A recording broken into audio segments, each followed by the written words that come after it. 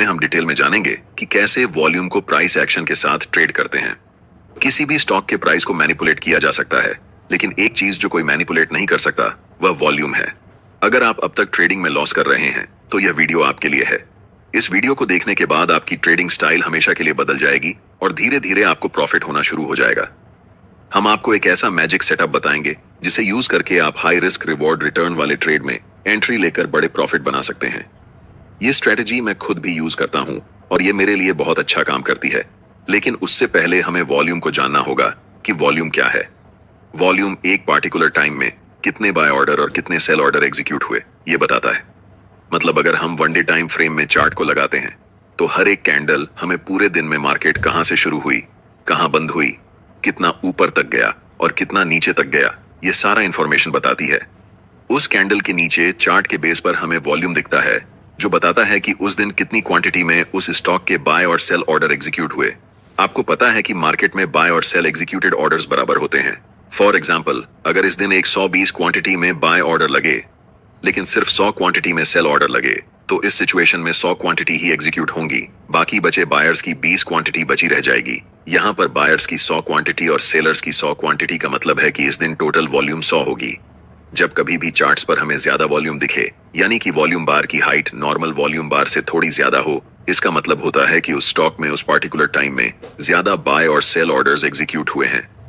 लेकिन normal trade की तरह हमें सिर्फ हाई वॉल्यूम पर ट्रेड एंट्री नहीं लेनी है। हम बहुत सारे कंफर्मेशन देखेंगे ट्रेड लेने से पहले, जिससे हमारी ट्रेड की एक्यूरेसी 70 से 80% होगी। ट्रेड लेते समय हमें ऐसे स्टॉक को ढूंढना है जहां पर प्राइस स्ट्रांग अपर ट्रेंड में चल रहा हो। यह हम कैसे ढूंढेंगे यह भी जान लेते हैं। हमें गूगल पर सर्च करना है 52 हफ्ते हाई स्टॉक्स, तो हमें मनी कंट्रोल की वेबसाइट दिखेगी जिसे ओपन करना है।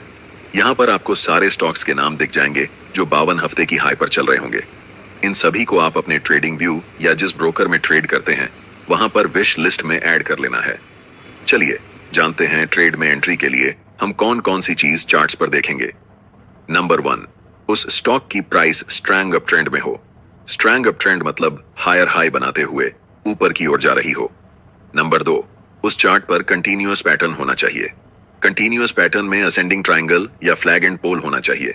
बहुत सारे ट्रेडर्स चार्ट पैटर्न्स को रैंडमली ट्रेड करते हैं और लॉस कर लेते हैं, लेकिन उन्हें यह नहीं पता होता कि किस चार्ट पैटर्न को किस सिचुएशन में ट्रेड करेंगे। तीसरा मोस्ट इंपॉर्टेंट पॉइंट, जब प्राइस ब्रेकआउट कैंडल की हाई को तोड़ेगी तभी हम ट्रेड में एंट्री लेंगे।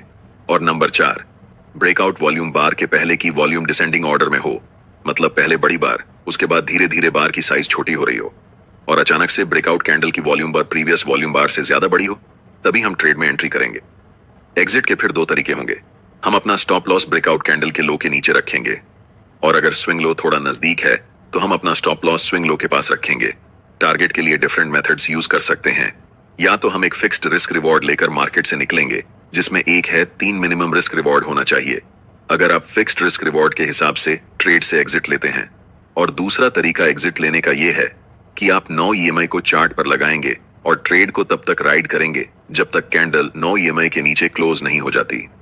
ज्यादातर केस में मैं 9 EMI को फॉलो करता हूं ट्रेड को एग्जिट करने के लिए, क्योंकि स्विंग ट्रेडिंग में जब प्राइस एक बार बढ़ना शुरू होती है तो बहुत दिनों तक अप ट्रेंड चलती है।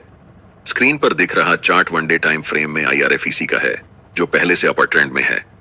ध्यान से देखिए, जब प्राइस बढ़ रही थी तब वॉल्यूम भी बढ़ रही थी, जिसका मतलब होता है कि यह अपर ट्रेंड रियल और स्ट्रैंग अपर ट्रेंड है। पहले अपर ट्रेंड को हम कभी भी प्रिडिक्ट नहीं कर सकते, लेकिन नेक्स्ट अपर ट्रेंड को हम प्रिडिक्ट कर सकते हैं और हम इसी नेक्स्ट अपर ट्रेंड को ट्रेड करने वाले हैं। जब प्राइस ऊपर जा रही थी तब बड़े बड़े ग्रीन कैंडल्स बनाते हुए ऊपर जा रही थी, लेकिन जब प्राइस नीचे आ रही है तब छोटे छोटे स्मॉल रेड कैंडल्स बनाते हुए नीचे आ रही है। साथ ही साथ अगर हम वॉल्यूम पर नजर डालें तो वॉल्यूम बार की साइज धीरे धीरे छोटी होती जा रही है। वॉल्यूम ड्रायर एक स्ट्रॉन्ग कंफर्मेशन है कि डाउन ट्रेंड वीक है, यानी कि डाउन ट्रेंड लंबे समय तक नहीं रहने वाला है। यहाँ चार्ट पर हम एक ट्रेंड लाइन को ड्रॉ कर सकते हैं। मैंने कहा था कि हमें एक कंटिन्यूअस पैटर्न चाहिए और यह एक कंटिन्यूअस पैटर्न है। जब भी प्राइस इस ट्रेंड लाइन को ब्रेकआउट करेगी और उस समय हमें वॉल्यूम नॉर्मल वॉल्यूम से ज्यादा दिखाई देगी, जो कि इस केस में हमें दिख रही है। वॉल्यूम यहां पर भी है, यहां पर भी है और यहां पर भी है, लेकिन इस वॉल्यूम ने ट्रेंड लाइन को ब्रेकआउट नहीं किया है। जब भी कोई कैंडल ट्रेंड लाइन को बड़े वॉल्यूम के साथ ब्रेकआउट करती है और नेक्स्ट कैंडल ब्रेकआउट कैंडल की हाई को ब्रेक करती है, तब हम यहां मार्केट में एंट्री ले सकते हैं, जिसमें हमारा स्टॉप लॉस इस ब्रेकआउट कैंडल के लो के पास होगा और टारगेट के लिए हम 1 से 3 या फिर 7 से 9 ईएमए का यूज कर सकते हैं।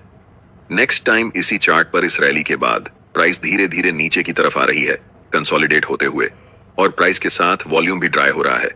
इसके लिए हम यहां पर भी एक ट्रेंड लाइन ड्रॉ करेंगे। वॉल्यूम ड्राई होने के बाद जब कोई कैंडल ट्रेंड लाइन को स्ट्रॉन्ग वॉल्यूम के साथ ब्रेक करती है, यहां पर इस कैंडल ने ट्रेंड लाइन को ब्रेक किया है। कैंडल की वॉल्यूम प्रीवियस वॉल्यूम बार से सबसे ज्यादा है, इसलिए हम इस कैंडल को ब्रेकआउट कैंडल मानेंगे। और जब भी प्राइस इस कैंडल की हाई को ब्रेक करेगी, हम यहां पर एंट्री लेंगे, जिसमें हमारा स्टॉप लॉस इस ब्रेकआउट कैंडल के लो के पास होगा और एग्जिट हम या तो 1 से 3 के रिस्क रिवॉर्ड पर करेंगे, या फिर जब तक प्राइस 9 ईएमए के नीचे क्लोज नहीं हो जाती तब तक हम ट्रेड को राइड करेंगे।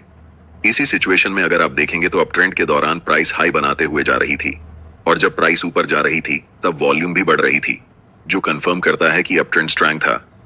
इस वीडियो में हमने सीखा कि वॉल्यूम और प्राइस एक्शन का यूज करके हम कैसे बड़े प्रॉफिटेबल ट्रेड सेटअप्स ढूंढ सकते हैं और कैसे उन्हें ट्रेड कर सकते हैं। इस स्ट्रेटेजी को यूज करने के लिए प्रैक्टिस और डिसिप्लिन दोनों की जरूरत होती है, इसलिए आप इस स्ट्रेटेजी को डेमो ट्रेडिंग या पेपर ट्रेडिंग में पहले यूज करें और जब आपको इसमें कंफर्टेबल लगे तभी इसे रियल ट्रेडिंग में अप्लाई करें।